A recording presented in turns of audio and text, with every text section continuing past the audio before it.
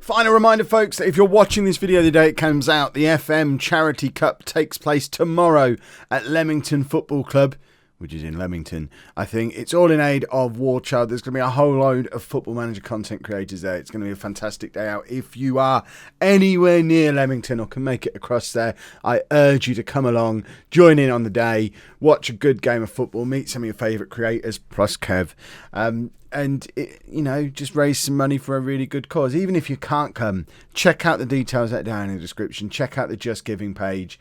If you can make a donation towards the charity and then not come and just watch the video afterwards, that's all good too. But it would be awesome to have a whole load of people there.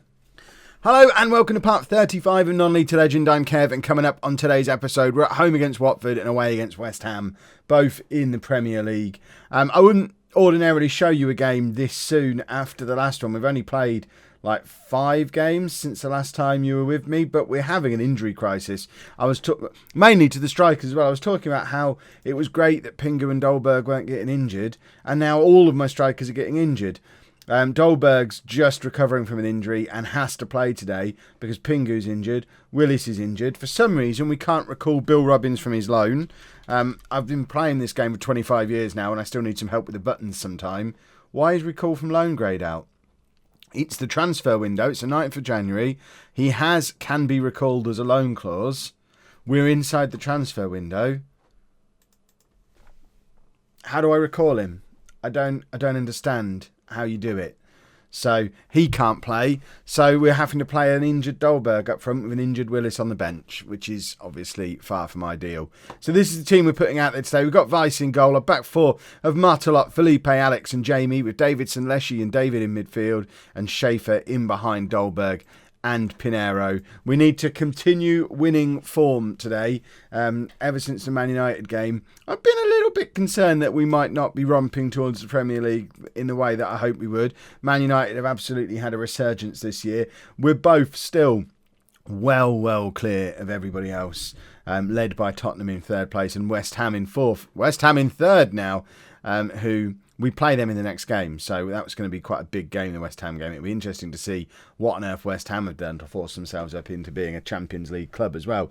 Brighton, Leeds, they're kind of becoming regular names in the top half of the Premier League now. Brighton particularly have had a good couple of seasons, and we're getting to that point at the game where we're starting to see some of the more established big clubs from the real world tumble down into mid-table obscurity. Chelsea and Liverpool, particularly Man City, had a tough year last year but seemed to be making a recovery.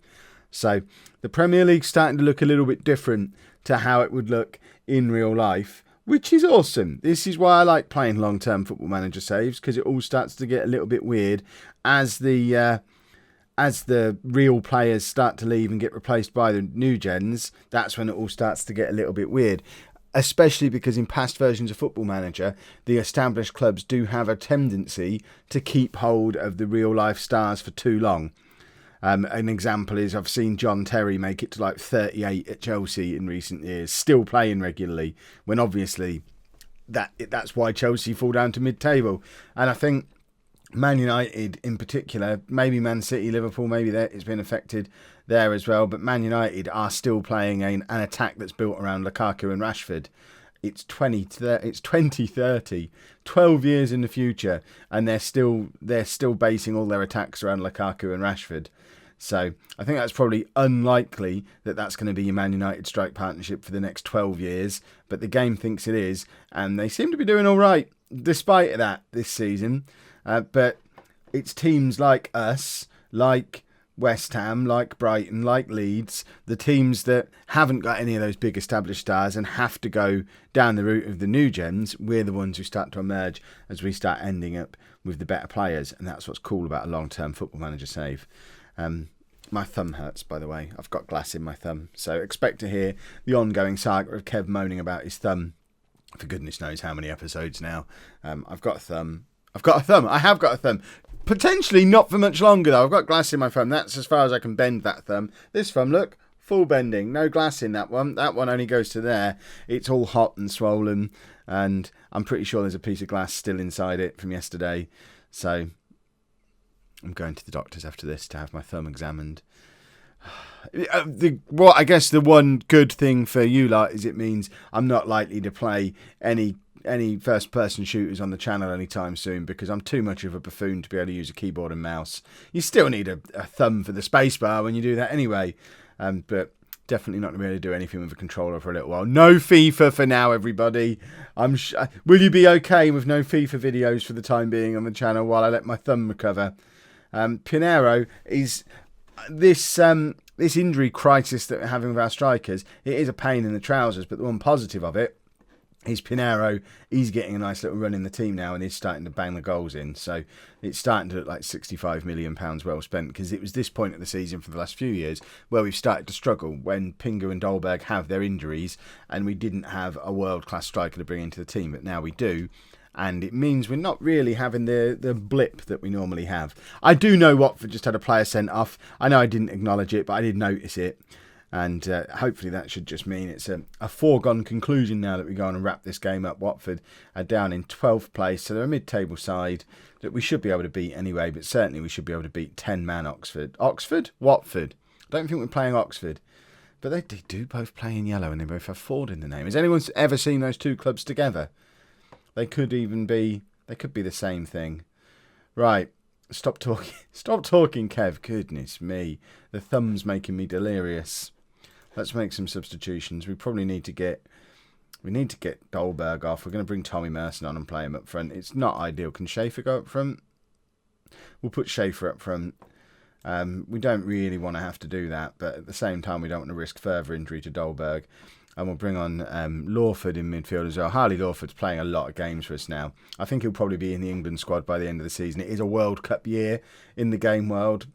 So both Junior David and Harley Lawford, I want to give them as much game time as possible to help them get into the England squad. Herford falls into that category as well, but his conversion to a fullback is taking longer than expected. So I think Jake Herford might go down as a bit of a flop for Arsenal, considering the amount of money we spent on him. He's still got time. He's still relatively young, but he's not really turning into the superstar fullback that I was hoping he'd turn into. Let's get Henrique on for Davidson. We can stick Lawford over there to be the Carrilero. Henrique can be a little bit more attacking because he's good at that. He's a good finisher. Man United have gone ahead in their game now, so they jump back above us again. But I mean, there's 1 point between us and Man United, and so many points behind us that it really is already just a two-horse race, and it's only January. There's not a chance Tottenham are catching us. Considering, I mean, last year it was remarkable that we turned around a 10-point gap over Tottenham. Well, now Man United are 13 points ahead of Tottenham, and it's earlier in the season than that 10-point gap was last year. So by the time we get to February, March time, we could be 15, 20 points clear of the chasing pack, the two of us. So it's definitely going to be between us and Man United. And as long as we keep with them, we've got to play them again at our place. So if we stay within 2 points of them, like we are at the moment, and then beat them when we play the home game against them, we'll win the league. So just keep pace with Man United. If we just both win every game, that works for me. And we've just beaten Watford 2-0. Now we go to West Ham. This is probably going to be the biggest test we get before that Man United game, because West Ham are the team closest to chasing us. We can open up, what is that, a 15-point gap between us and West Ham. 16 between Man United and West Ham. I mean, we're going to be qualifying for the Champions League soon. The plot thickens, everybody, because I'm now being offered the opportunity to recall these two players from loan. So, yes, let's apply that. Can we recall Robbins from loan? Has the loan window just opened? I can't spell his name. Robbins. Bill Robbins. Can I now recall you from... I can't. So I can only recall players from loan if Victor Orta thinks it's a good idea and offers me the opportunity to. Right, couple of changes for the West Ham game. Willis comes in for Dolberg, so I don't want to break Dolberg, and Willis is now fit-ish. So Willis can play up front with Pinheiro for this one. And I've brought in Herford and Lofredo at fullback. So we've now got a narrow system where the width only comes from the fullbacks, and we've got two centre-backs playing out of position at fullback. Jamie and Martela aren't great, and I am actively I mean, all of these centre-backs can also play fullback. Alex and Lofredo are both fine at right back. Felipe and Herford both fine at left back. I want them all to be able to do it. And there's not even any logic to it. I just like players being able to play multiple positions. They're not going to be the kind of fullbacks that we want. We want attacking, overlapping fullbacks. I think what I'm doing is building a defence that is going to be perfectly set up for playing a back three at some point, because we've got these centre backs who can go out and cover on either flank as well. So we could probably have quite a solid back three and lose the fullbacks altogether if we really can't find any, which is, I mean, it's becoming a problem. Every summer we look for real top quality fullbacks, and there's like one or two in the world and they cost £80 million each, and we just don't have that kind of money. So maybe we do something like a 3-4-3 and bring back the wingers. Now we've sold them all. I think Patrick Roberts is still at the club, but DVD's gone, Reece Nelson's gone, and I don't know that there's any more coming through. So we'd have to go out and buy some wingers if we did that. But it's an option if we really can't buy any fullbacks. Or maybe Herford, Lafredo, Alex, Felipe, maybe one of them, two of them will emerge as proper world-class fullbacks in time. Herford seems like the obvious one because he's only 5'8" and can't jump. So why he thinks he's a centre-back anyway, I don't know. He might be able to turn into a decent level left-back, which is what I'm hoping for, which is why he's playing out there today. Get some left-back experience into him. But West Ham are in behind, and despite us playing 4 central defenders, they've just cut through us like good cutting through people, and made us look silly. After all that talk, we're now going to lose to this lot, and it'll only be a 10-point gap at the top of the league, and then I'm going to look like a silly goose, and I don't want to look like a silly goose. Hey, right, come on, we need to get back into this game, gentlemen. We need to be able to beat West Ham. Our best team at its best could beat West Ham. The problem is we're not playing our first choice strike partnership, either of our first choice true strikers, and our defence is a little bit makeshift today as well. Just because of rotation and trying to keep players fit more than anything. And the fact that Vitali's injured, and Vitali has become more and more important to our back four, but he's got a concussion, which is just, I mean, concussions are plenty in FM18. It's crazy. Right, we'll give it 15 minutes before making some changes. We have got Dolberg on the bench, we've got Merson on the bench. Who else have we got as an attacking change? Henrique's down there as well.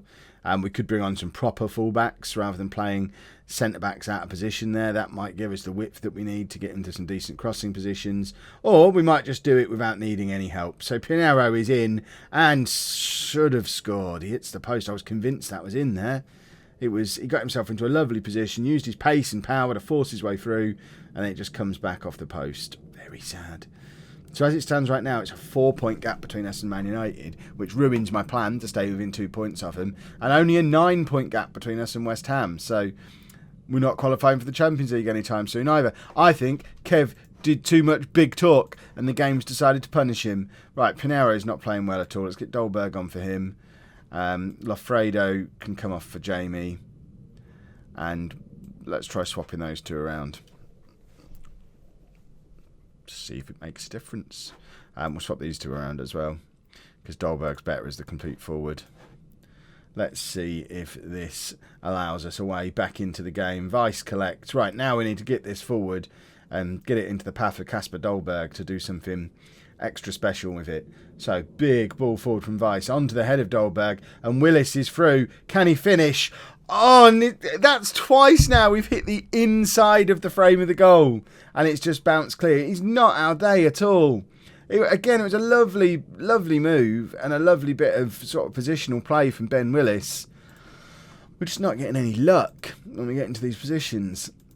Right, let's make a final change. I'm going to take off Willis and bring on Tommy Merson. And we're going to stick Schaefer up front with Dolberg. And we're going to do that. And let's see if that makes any difference for the last 15 minutes. I could probably play Merson and Schaefer in behind Dolberg on his own, but I don't want to mess with a system that we know by and large does work, although clearly not worked so well today because we've lost to West Ham. I mean, we've lost to a good West Ham team who are third in the league under Luis Enrique, I think is the West Ham manager, so West Ham have had a good few years. Schaefer now...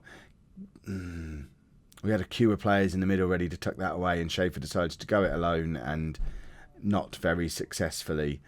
Big ball forward. We've still got 4 minutes. Davidson intercepts Dolberg in loads of space, and Schaefer's in the middle. Dolberg goes it alone and misses. It's not our day. It's pretty clear it's not our day.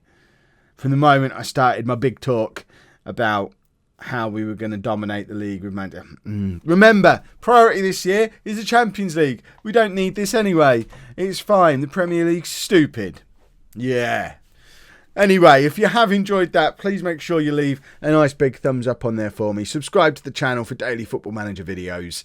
And thank you very much for watching.